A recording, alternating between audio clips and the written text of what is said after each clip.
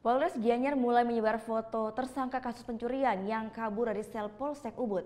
Polisi meminta kepada warga untuk segera melapor jika melihat pria sesuai ciri-ciri daftar pencarian orang tersebut. Aparat kepolisian masih melakukan pengejaran terhadap tersangka kasus pencurian yang melarikan diri dari sel tahanan Polsek Ubud pekan lalu.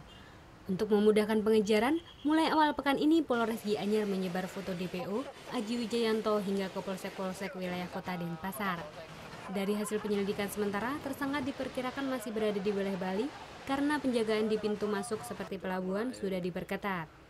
Menurut informasi dari yang bersangkutan masih berada di seputaran Bali atau Denpasar, mengingat di tempat-tempat perlintasan atau pintu keluar masuk di Bali itu sudah kita jaga, jadi sampai sekarang belum termonitor yang bersangkutan keluar dari Bali.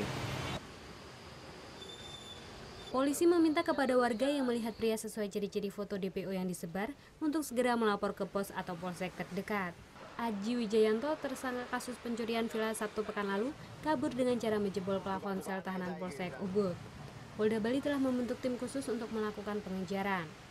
Sementara Propam juga diturunkan untuk memeriksa anggota Polsek yang diduga lalai menjaga sel tahanan.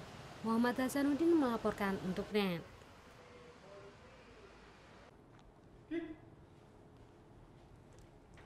Thank you. Udah selesai nonton beritanya?